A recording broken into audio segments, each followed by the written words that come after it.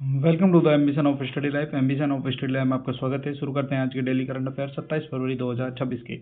तो daily quiz में जो कल का क्वेश्चन था वो था आपका, प्रथम अप्लाइड इनोवेशन यूई किसने लॉन्च किया? IIT Delhi, IIT Jodhpur, IIT Mumbai या आईआईटी मद्रास? तो किसने किया? आईआईटी मद्रास ने किया।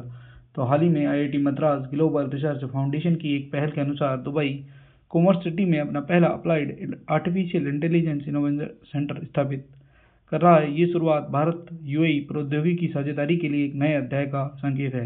एमसीए गल्फ के साझेदारी में ये केंद्र शुरुआत में 6 प्रारंभिक चरण के अप्लाइड एआई स्टार्टअप को शामिल करेगा।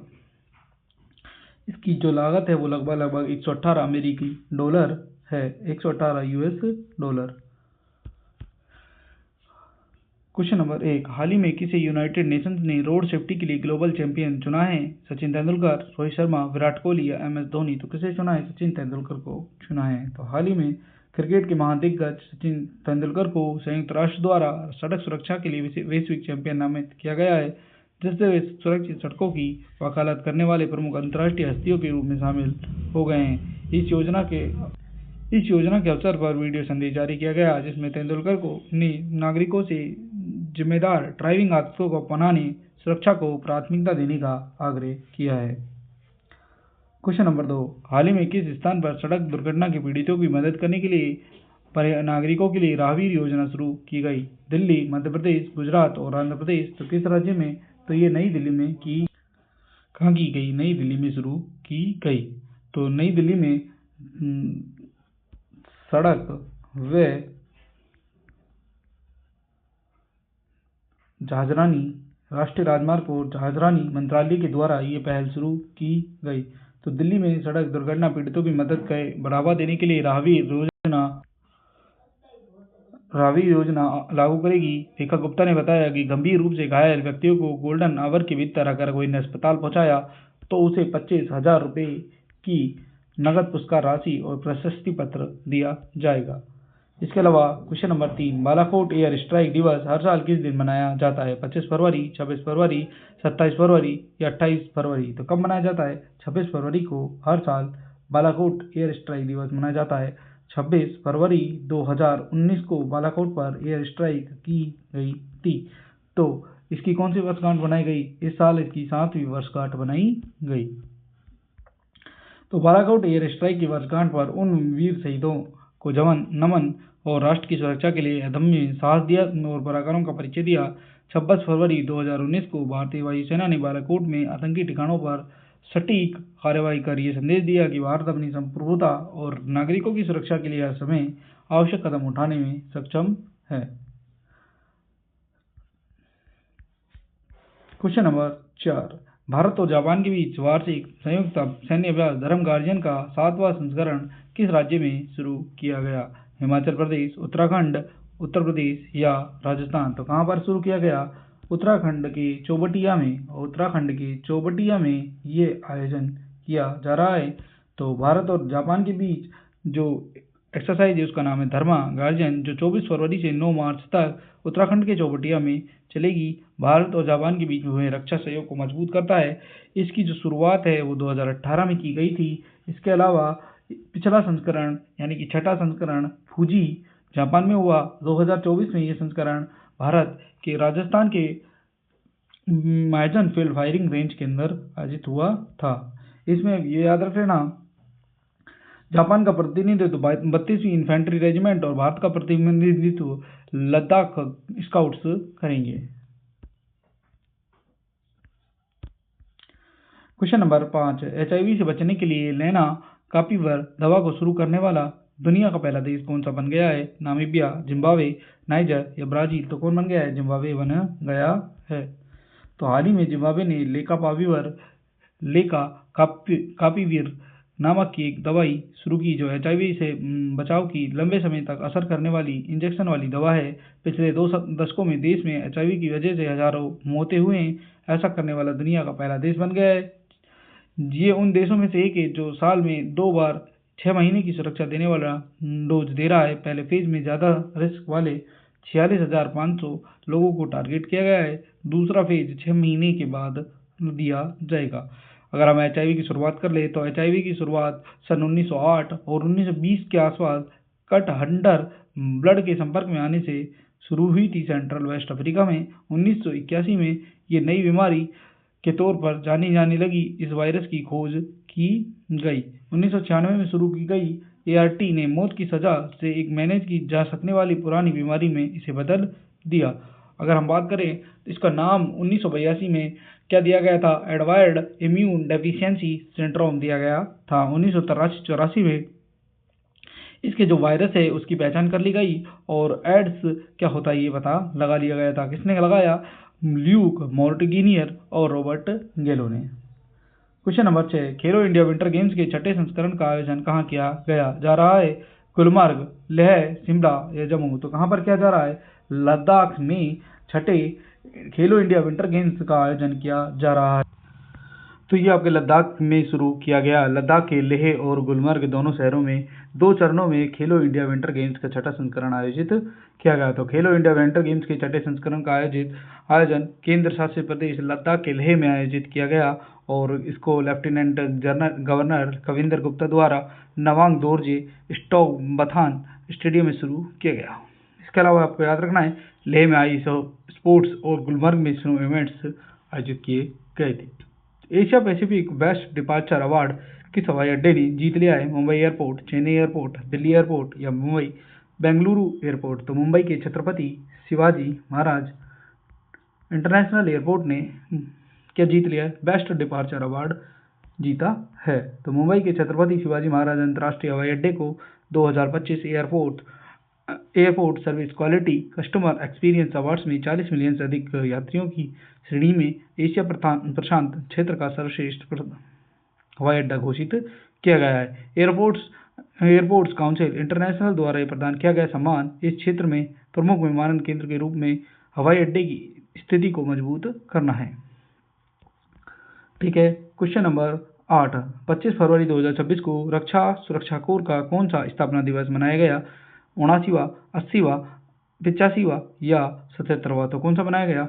79वां बनाया गया। तो हाल ही में रक्षा सुरक्षा कोर DSC का स्थापना दिवस 25 फरवरी जो कि 1947 में स्थापित है मनाया गया। वहीं राष्ट्रीय सुरक्षा दिवस को जो कि सुरक्षा उपायों के लिए प्रति जागरूक करता है 4 मार्च को मनाया जाता है।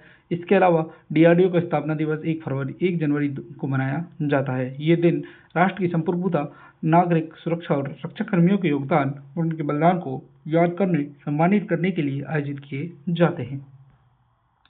Question number 9, Asia economic dialogue 2026 का 7वां संस्करण किस शहर में शुरू किया जाएगा? तो कहाँ पर किया जाएगा?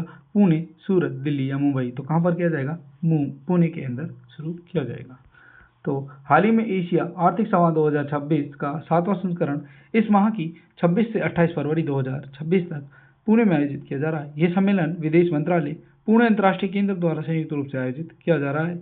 इसका जो विषय है वो वैश्वीकरण से परे भू अर्थशास्त्र, शुल्क प्रौद्योगिकी और रणनीतिक संकीर्ण है। 3 दिवसीय अंतर्राष्ट्रीय सम्मेलन में 12 सत्र होंगे। 45 से अधिक वक्ता भाग लेंगे। Bharat, Bhutan, Sri Lanka, Taiwan, Singapore, Kenya, Australia, Israel जैसे 9 देशों के शिक्षाविद, नीति निर्माता और उद्योग विशेषज्ञ इसमें विचार विमर्श करेंगे। ठीक है। क्वेश्चन नंबर 10, पहले पूर्वोत्तर चावल महोत्सव का आयोजन किस राज्य में किया जा रहा है? मणिपुर, नागालैंड, पश्चिम बंगाल या असम? तो कहाँ पर किया जा रहा है? नागालैंड के अंदर किया जाएगा। तो नागालैंड में 26 से 27 फरवरी को चुमोकेदिमा स्थित एग्री एक्सपो में पहला उत्तर पूर्व चावल महोत्सव ग्रेन्स ऑफ हेरिटेज आयोजित किया जाएगा। इसका उद्देश्य पारंपरिक चावल किस्मों, कृषि उपकरणों, बीज संरक्षण को बढ़ावा देना है और ये जो है ये महोत्सव चावल को स्थानीय संस्कृति, सतत जीवन शैली की आधारशिला के रूप में मान्यता देगा। क्वेश्चन नंबर 11, कोलकाता के सेंट जेवियर विश्वविद्यालय द्वारा मानद डॉक्टर ऑफ लेटर्स की उपाधि से किसे सम्मानित किया गया? शशि थरूर, ओम बिरला, मोहित ठाकुर और यश यादव? तो हाल ही में जो केरल से सांसद हैं हमारे कौन? शशि थरूर को केरल के सेंट जेवियर कोलकाता के सेंट जेवियर यूनिवर्सिटी के द्वारा डॉक्टर ऑफ लेटर्स की उपाधि से सम्मानित किया गया। हाल ही में शशि थरूर के द्वारा नारायण गुरु के ऊपर द सेक्युलरिज्म नाम की एक बुक भी लिखी गई थी। ठीक है। तो लोकसभा सांसद हरी शशि थरूर को 21 फरवरी 2026 सेंट जेवियर्स विश्वविद्यालय कोलकाता के 7वें दीक्षांत समारोह में मानद डॉक्टर ऑफ लेटर्स डी.लिट की उपाधि से सम्मानित किया गया। थरूर ने इस सम्मान को भारत में अपनी पहली मानद डॉक्टरेट बताते हुए पूर्व जेवेरियन होने के साथ बहुत खास बताया। क्वेश्चन नंबर 12, हाल ही में चमेली के फूलों को नुकसान पहुंचाने वाली ब्लॉसम मिस की एक नई प्रजाति को किस देश में खोजा गया है? कनाडा, भारत, अमेरिका या जापान? तो कहां पर खोजा गया? भारत के अंदर ही खोजा गया है। तो हाल ही में कीट विज्ञान के क्षेत्र में महत्वपूर्ण खोज करते हुए पुणे स्थित ICAR फूल संवर्धन अनुसंधान निदेशालय के वैज्ञानिकों ने भारत में चमेली की कलियों में संक्रमित करने वाले नए प्रकार की कीट की खोज की है, जिसका नाम रखा है कंटेरेनिया इकार्डिफ्लोरस एस्पिनोव रखा गया है।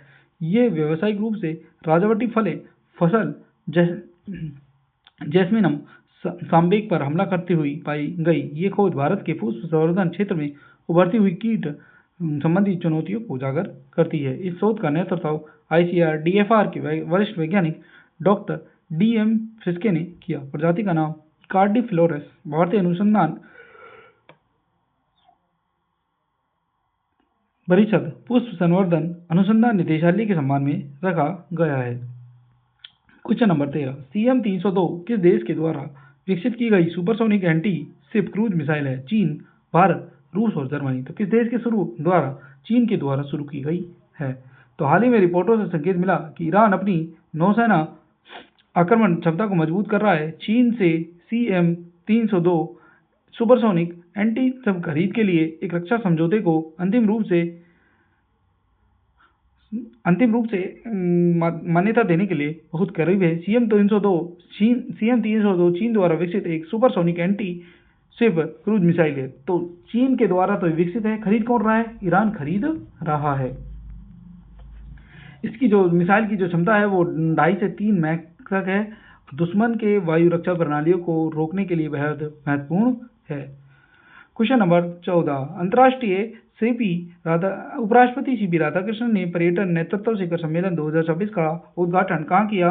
दिल्ली, मुंबई, बेंगलुरु या कर्नाटक? तो कहाँ पर किया? नई दिल्ली के अंदर किया है। तो हमारे उपराष्ट्रपति CP राधाकृष्णन ने पर्यटन नेतृत्व शिखर सम्मेलन 2026 का उद्घाटन किया और ये उद्घाटन में नई दिल्ली में US India strategic partnership forum द्वारा आयोजित टूर्नामेंट लीडरशिप समिट 2026 का उद्घाटन किया गया, जिसमें पर्यटन को आर्थिक विकास सॉफ्ट डिप्लोमेसी के चालक के रूप में उजागर किया गया है।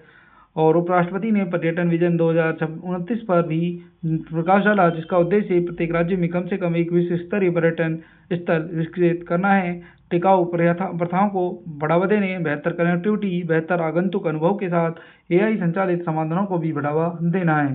क्वेश्चन नंबर 15, किस भारतीय मूल की महिला को माइक्रोसॉफ्ट गेमिंग Xbox का नया CEO घोषित किया गया है? नीरज नंदन, स्वाति तिवारी, आशा शर्मा और शर्मिला यादव? तो किसे किया गया है? आशा शर्मा को किया गया है।